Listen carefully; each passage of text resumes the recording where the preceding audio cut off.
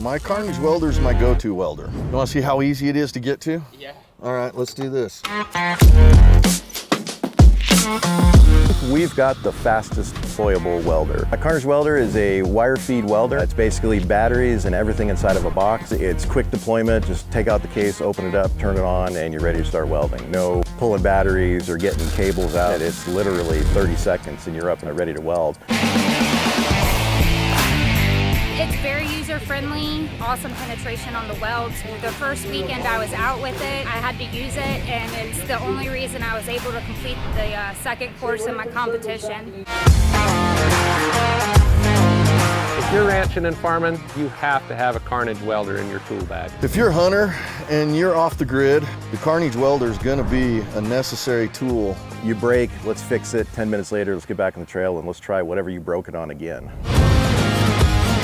I'm able to utilize that in so many different aspects of my life. Welding, it's that simple.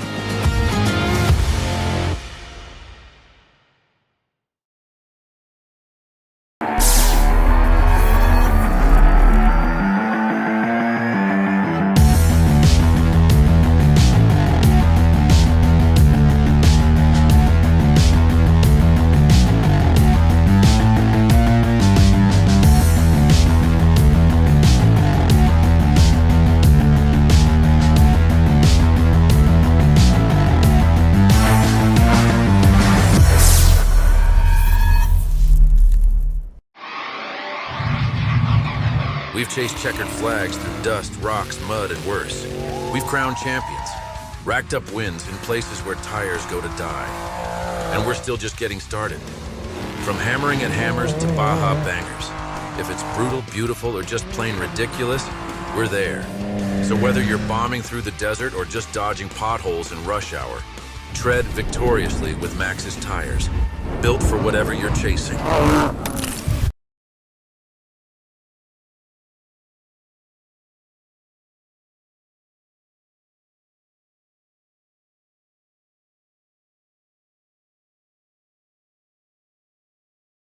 Get wireless microphone on. All right. We are going to check real quick, make sure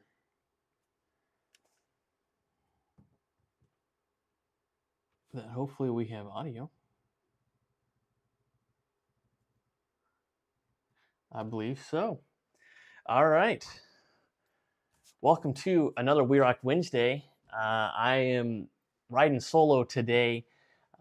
For this one, my dad just got back from SEMA, and then tomorrow morning he's headed out to Texas Top Gun. So that's going to be an awesome event going on down there. I know competitors are already showing up. I saw Braxton Coleman's out there. I saw George Liner was heading out tonight or tomorrow night. So that's some awesome drag axle competitors out there.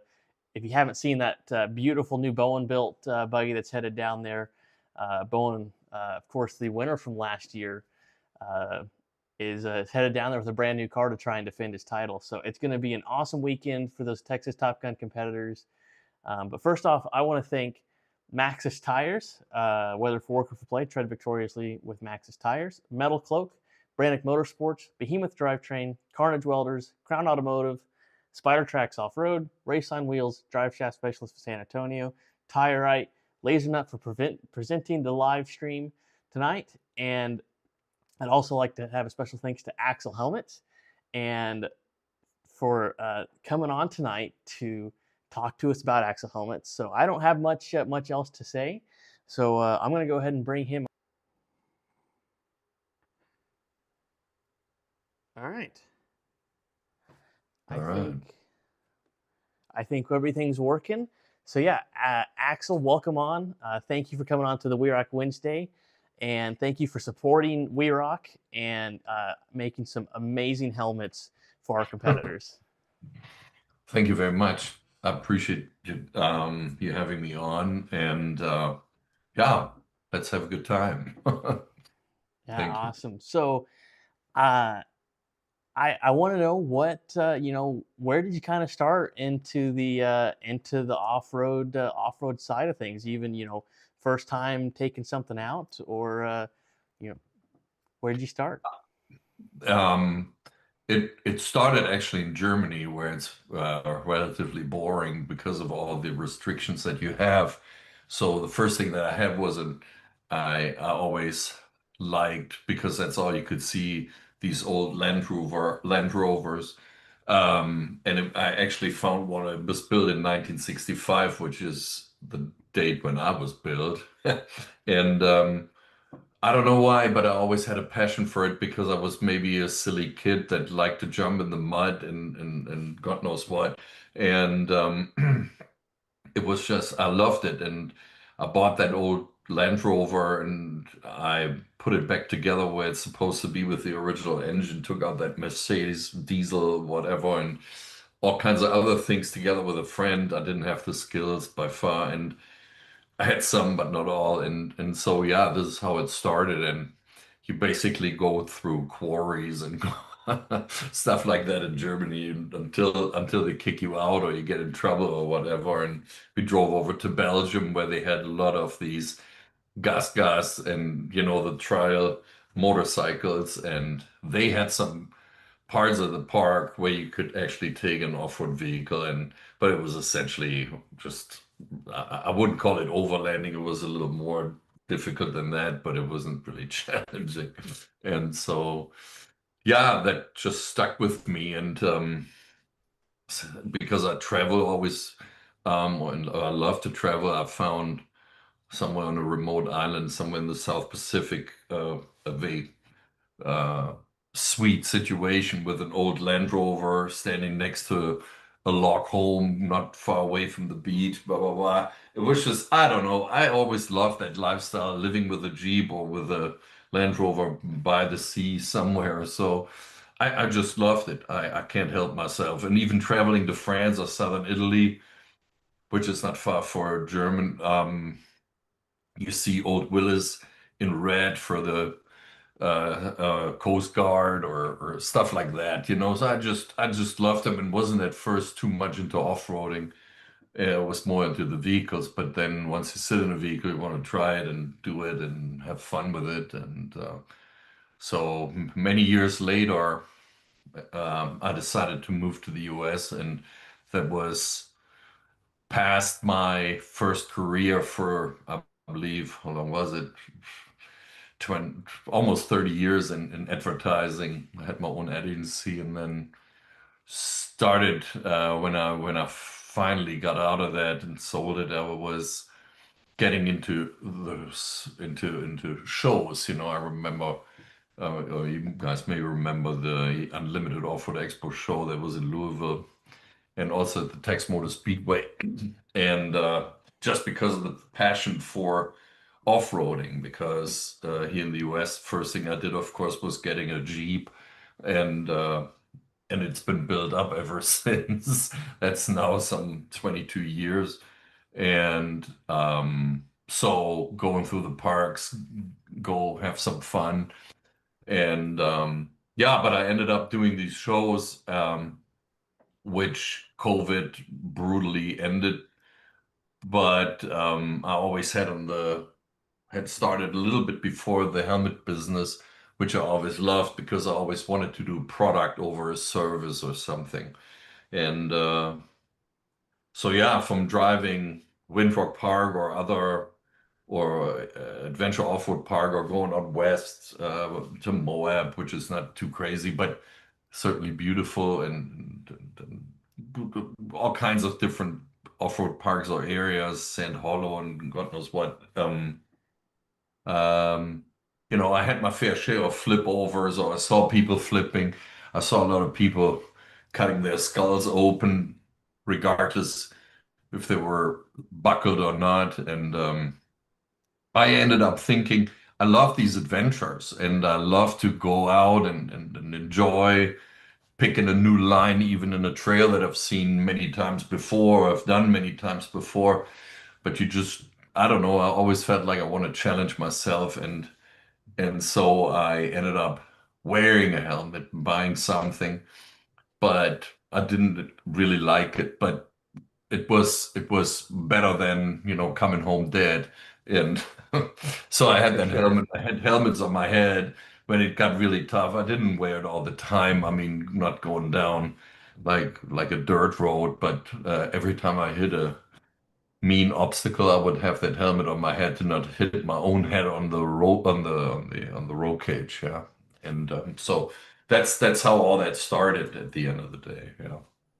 Yeah, that's awesome. I mean, to start in Germany and come over and to go out and hit all. I mean, Windrock. I've had the chance to wheel there, and Yeah. it's beautiful country over there and some amazing wheeling. So yeah, and then you got were wearing your helmet, and did you? I mean, obviously, you started Axle helmets, which is pretty much the staple of an off-road helmet now, whether it's the trail or the DOT one. Yeah. I mean, Right. what Yeah. eventually what made you decide to go decide that to start making helmets? Yeah, it was really that most helmets were too heavy or they were not ventilated or they were just not comfortable or there was always something and I understand all that because they were usually for a different purpose like skateboard helmets or dirt bike helmets or whatever it was. And but I wanted a helmet for off-roaders. Off-roaders sit in a roll cage with a 4 or 5 point harness tightened in, and they have a whole different pattern of threats in front of them. You flip over and you hit your head on your roll cage, or you come close to a big boulder and that could hurt you, or your cooler is flying through your rig and then hits you in the head. We had all these things. We had spotters that got rocks on their head from tires spinning, and boom. And so you won't believe the reason why you should wear a helmet, but I wanted adventure and I wanted people to enjoy the adventure. Um, and that's why I wanted to get into that and without even thinking about how do you make a helmet or whatever. So I started the first one. We call it the trail helmet, or I call it the trail helmet. It's a not non-DOT helmet because it's dedicated to Jeeps. It started actually very, very early in the rock bouncing industry or world because these guys were sitting in their intimidating rigs Yeah, going steep eight hills hundred up. horsepower, And, a and thousand believe it or not, they horsepower. were tightened in so strong they really couldn't move. And they had their steering wheel right in front of them, but they never wore a helmet. And it's like, oh my God, how can you do that? And even I wore at that time a helmet, at least when it gets dangerous. And then they started wearing it because I was around. I had some helmets and they tried it and say, hell yeah, because it was highly ventilated and not even half a pound heavy and durable and did the job, and so that's how that started in that world. I never would tell anybody to wear that on a dirt bike or on an ATV where it can hit your teeth on your handlebar or something. But it was good for UTVs or any hill climbing races, and certainly with high horsepower. And then more and more rock crawlers started it because they didn't feel comfortable at some obstacle when you know AOP or Windrock, and there are certainly many, many other cool places, but you have sometimes steep climbs and all that are so intimidating and threatening that you should be wearing this. And I can say from uh, the emails and calls sometimes that we get from customers, it's it's it's moving, when they send you photos how their husband and their little son did not die because they had a helmet on their head, and that's pretty cool. And yeah, and that's why. But the reason why I developed the helmets the way they are is because I thought that's how they should be, and that is with the trail helmet, the same as with the new DOT helmet, the Grid. It's a lightweight. It's at least one of the lightest. I don't even know if there's anything lighter, but it's possible. They have a much better visibility. Have the perfect fit. The new version now, early this year, comes out with a hand dial, so you can tighten it in the way however you want it. And it has air slots. It has 12 air slots that give you air circulation, and it really works well. And that's what I wanted. But when I at first sat down with engineers and all that, and there was, I hear nothing but no, no, don't you know you can't do that. No, oh, no, you can't do that. Oh, that won't pass DOT, and that won't, blah, blah, blah. And I just couldn't hear that anymore. I'm an engineer myself. I never worked in that field, a mechanical engineer dedicated to a certain industry. But I was so tired of listening to this, um, and did it anyway, and had an independent product testing facility, a popular one, testing it throughout all the sizes, and they passed with flying colors. And they wanted to hate it, but they couldn't. And so, yeah, that was good. And this is the helmet is in the market now for maybe a year now, almost a year, and it's been insanely successful. It's really, really good. Yeah. Yeah, I know it was, we're a little bit tricky with WeRock. We require that DOT helmet for competitors. Yeah, I And, understand. and a lot of people even had your previous DOT, the non-vented one. I know there are still even some people running those. And then of Yeah, I had course, some. We had at times we had some of those to respond to the market quickly because we got that request. People were asking and asking, and so yeah, I understand the problem with helmets. This is why my first slogan back in the days, and I started using it again, is this is the helmet for people who hate helmets. And who doesn't hate helmets? Yeah. Maybe some dirt bike guys, because I saw them really standing up for helmets quite a bit every time. I have a helmet on in a Jeep. They just give me the thumbs up. It's like, yeah, find someone who gets it. But it's understandable that you don't wear a helmet. And but you even have motorcyclists and all kinds of people that just want to live their freedom, or that's what I usually hear when I ask them, hey, would you wear a helmet? And they absolutely don't want to. And but there's no way around if you want to be. I mean, I would forever. Everybody has its choice, but the choice is for me is to put it on when it gets dangerous. Yeah, yeah, it helps. It really, yep, really helps. for Yeah. for sure. And uh, I I'm always I love a 5-point harness, and it's Yeah. getting we're doing stuff that's so extreme now that there's no way around it. You need to be wearing a helmet, Yeah. and of course, like you go wheeling, you see everybody wheeling at Sand Mountain, and pretty much every buggy does have a trail helmet buckled in somewhere on a tube, so it's ready for when they do something that's getting pretty extreme. It's there and ready. And I know I got the chance to actually compete and wear one of the new DOT helmets, and Mhm.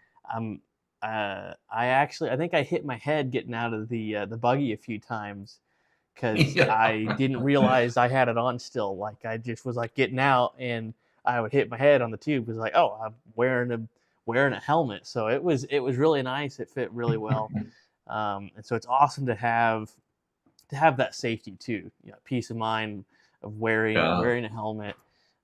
Like I said, we're just getting bigger and bigger, and you have to be safe. And It's for sure nothing popular, and but you're right. The bigger and stronger the vehicles get, and they do. I mean, imagine or compare this to the 70s or 80s. Whoa, I got 35-inch tires or 33s or something. They were very little except for Baja or other races where they had completely different rigs, but there was not really rock crawling to the level we have it nowadays. And then people just didn't even think of a helmet. So that has changed, but and I like it now. You know, I don't have to wear a DOT helmet because I'm not competing anywhere, but I have it on my stretched out and totally remodeled YJ that I love to the moon and back, and do everything that I can as wild as possible. But I would never take that risk. I would just not do that. And we have people who buy the helmet, of course, or most people probably because they are obligated to wear a helmet. But we have plenty of people who say, "Yeah, it's too risky for me. I need something, you know." And we have plenty of parks that actually sell them, and they hear the same response. There are people that don't need to wear helmets and they come to the store and buy the helmets there. It's like, yeah, I want to be protected. Boom, you know. But for most people that hate helmets, it is always that they think they look stupid in a helmet. This is why they don't wear it. I don't know if they drive the whole time with the looking in the mirror. Or, you know, who cares? Jesus Christ. I mean, but anyway, and that's everybody's choice. I totally get it, and that's just how it is. Yeah. Yeah, well, and that's, with all of our judges on course wear a helmet. All of the spotters, all of the drivers have to have a helmet, and Mm. it's a good habit to get into. Yeah, it takes, It's a it only habit, you're takes right. one time. It only takes one time where you're not wearing a helmet, or even, you're walking, doing something on course, especially as a spotter or something. And I've seen helmets probably more often as a spotter. They take a Yeah. fall and trip, and if that Oh helmet yeah. wasn't there, it would have been way Yeah. worse. So Yeah, we it's we we were sent videos how spotters slipped off somewhere on a ledge and landed on their head and had a helmet on because they were the spotters, and that was great. You know, I mean, great for them, of course. I'm, you know, always happy to see that. Doesn't even matter what helmet. I just want people to be safe, you know. I just I would wear a helmet jumping off a cliff, or I don't know, during the big swing in Moab out on the in the canyons, or whitewater rafting or whatever, you know. I've learned it through my own product how dangerous it can be, you know. Even if you walk a trail, of course, not if you walk in the supermarket, but certainly there's danger, and you don't want that. You really don't. Not anyway. Yep, it's awesome to see all the helmets out, and unfortunately when they do get used, but fortunately they have them when they do get used. So, but so you said you had a completely done up YJ. Yeah, I have I mean YJ, what is, I think I have a mixture out of 93 and 95 YJ, but there's a lot of motor build on it, but also Curry and Bilstein coilovers, and a lot of TNT customs out of Wyoming with their side guards and the roll cage, and um, the uh, the stretches come from motor build, and the bumpers front and back are motor build, and of course a worn winch, and race line uh, beat locks with BFGs and all that. So I love that Jeep, and miraculously it performs so well, even that it only has a 95-inch wheelbase, but it just goes. And yeah, I would never ever get rid of that vehicle.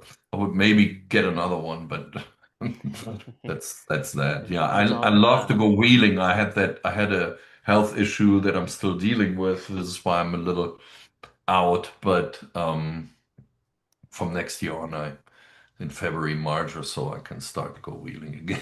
That's awesome. I can't wait. Yeah, it's hopefully I'll get out and get to do some wheeling as well next year. Yeah. I've wheeled a few times this year, but that's about it. But we always ask the guests that come on, what's your favorite place to wheel? Um, I have to say, as nice as Windrock and AOP are, I like to be out west. So as soon as I hit Arizona, Utah, then California, I just love it there. And but that's probably me being a German, growing up in a country with a concrete ceiling, it's essentially raining, and you never know if it's really going to be a summer or not. So, what am I doing in the eastern part of the United States? As beautiful as it is here, I really want to see a contrast program, and that's what we did a lot. I mean, I've for the last not this year, but before that, for the last 5 years, I was actually every year for 4 weeks in Arizona and went wheeling with people, and that was just super fun. And going through dried out waterfalls and all kinds of obstacles or trails.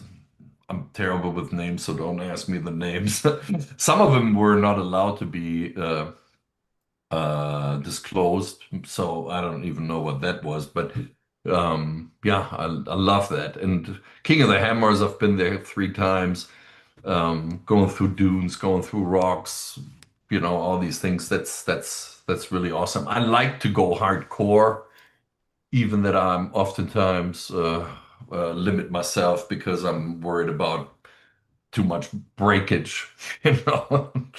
So, and then not being able to get back. But I think that's off-roader's life. That's just how it is. I mean, But that's it's fun. what a lot of people should worry about. I Yeah. know a lot of us aren't that smart, so it's typically Yeah. just keep pushing and pushing. Yeah, yeah. Yeah, it is what it is, but that is the one thing in my life that gives me an itch, is if I can't go wheeling for like 2 or 3 weeks, then I really know I really need to go. And all of a sudden the days in the offices don't matter anymore, and I really need to go. And so and right now I haven't done anything in 3.5 months, and uh next year I can't wait to go out there and actually have some new products that I can bring or that people test or whatever. But I'm not promoting that stuff. It's don't worry about it. It's just that I can't wait to get out and travel the country more and combine the off-roading with my mountain bike and with jumping off high uh, rocks to into water. I don't know. I just love to be out and do funny things, and off-roading is part of it. And the biggest part in all of this is wearing a helmet, as stupid as it is, but it makes sense. Yeah. Yep, Yeah, for that's sure. that. My Yeah. dad just commented, says he agrees with that. Got to get out and wheel. Carl Yeah. Shortred says hi. Veronica Miserak, Christian Briesk, which he was just on last week. Oh yeah. Yep. He's German. He's Yeah, from he New said Mexico. German accents are awesome. Yeah. I have an accent, are you sure? I don't hear it. At least I don't sound like Arnold Schwarzenegger because he's from Austria, you know. I'm German. Anyway, yeah, Yep, it's super awesome. To go out and wheel. I mean, that's what I would say. Pretty much everyone, they have that. If they're in this sport, they have that itch. They want to go wheel. They want to go compete. They want to be a part of it, and it's awesome. That you were able to to come up with Axel Offroad and provide the much needed safety that everyone should take into account. Um, and so everybody let's who competes or everybody who like the rock bouncers, and nowadays, of course, or for at least the last 10 years, if not longer, they wear also DOT or Snell helmets. And so everybody's serious there. They wear all the safety harness. And I like the question when people ask me, oh, why would you need to wear a helmet? You know, that is exactly for the folks that never do anything difficult, even that they think they're doing something difficult. But then I say, hey, you know what? If you have that question, then you never need one. Don't worry about it.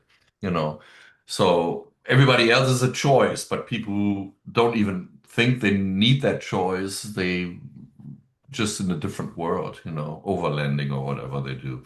But yeah, the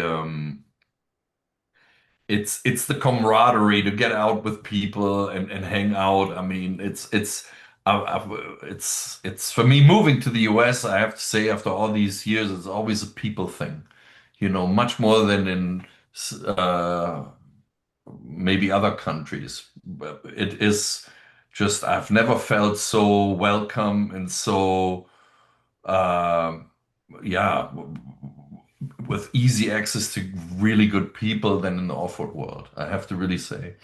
I've had several careers, but this is my true passion and the slogan where people say, if you find your passion, you'd never go a day to work. That's true. Yeah. I mean, there's certainly things that I don't like to do, but it definitely is 85% of my day is awesome. It's just wonderful, you know. Yeah, Yeah, that's that's awesome. It's to be able, for us, me and my dad and my brother to help run We Rock. oh It's yeah. it's just like that. It's what we love, and it's our passion. It's a fantastic race series. I mean, when I had the opportunity to hop back on, I couldn't wait. And I would love to be a little more often at the races, but unfortunately, I just recently moved from Atlanta to Charlotte, North Carolina. That's sometimes where life takes you, but anyway, but I will be traveling much more in the future. And then hopefully I will have a chance to see more We Rock. And maybe I've heard you have a what is that like a more stock or I'm not stock but inexperienced Yeah, competitor, but I can wheel because I've been doing that now for I started when I was 19 in that Land Rover and I'm 60. So it's 41 years I've been wheeling. Yeah, yeah. We have our sportsman classes, which are on sportsman, yeah. the smaller courses, and we've got Cherokees and Toyotas, even to Ah, some more built buggies. But it's an awesome time to get out on the course and to experience it. There's nothing else like it exactly. when those To get 10 minutes go. started. Yeah. It's amazing. So I've got a question. What's the near future looking like for Axel Offroad and for you? Um, for me is that I will focus more on new production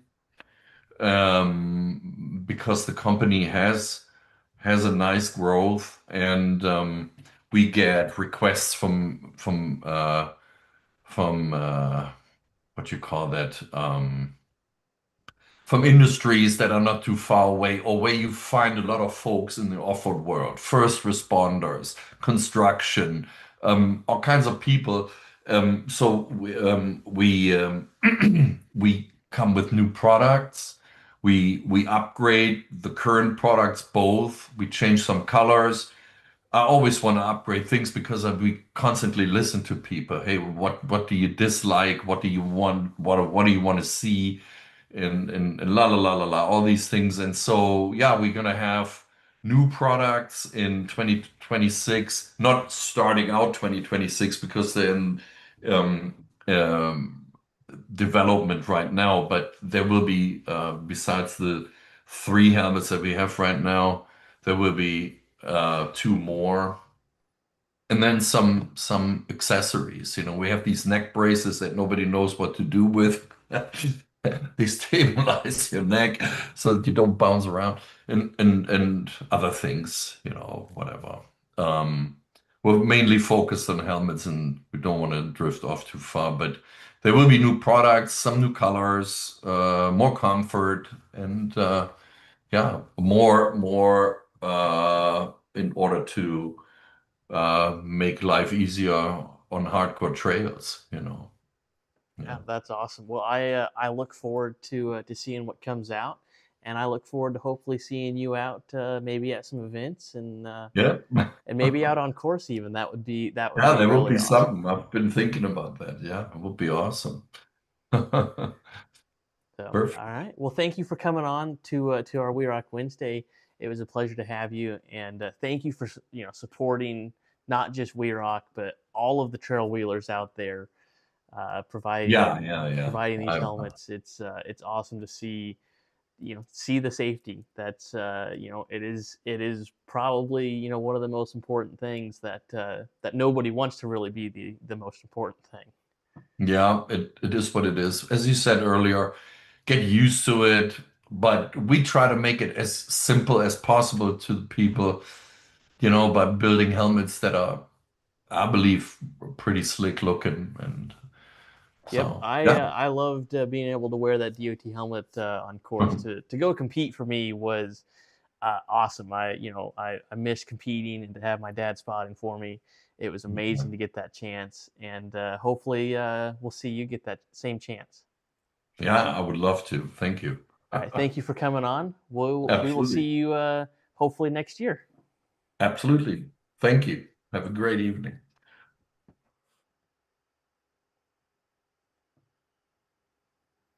All right. What just awesome to hear the stories and how Axel Helmets and Axel Offroad came about, and he's just such a enthusiast of the off-road sport and trail wheeling, anything. It's cool. What that he's out supporting anyone that wants a helmet. Definitely go check out Axel Offroad and get yourself a amazing DOT or non-DOT trail helmet. They're, like we talked about, super comfortable and light, so it makes it a lot easier to wear on the trail. Uh, for this We Rock Wednesday, I would like to thank Laser Nut once again, Maxxis Tires, Metal Cloak, Brandick Motorsports, Behemoth Drivetrain, Carnage Welders, Crown Automotive, Spider Tracks Off-Road, Raceline Wheels, Drive Shaft Specialist of San Antonio, Tire8, and of course Axel Helmets for sponsoring We Rock and also coming on for this We Rock Wednesday tonight. We will see you guys next week with another guest. See you then. We've chased checkered flags through dust, rocks, mud, and worse. We've crowned champions, racked up wins in places where tires go to die.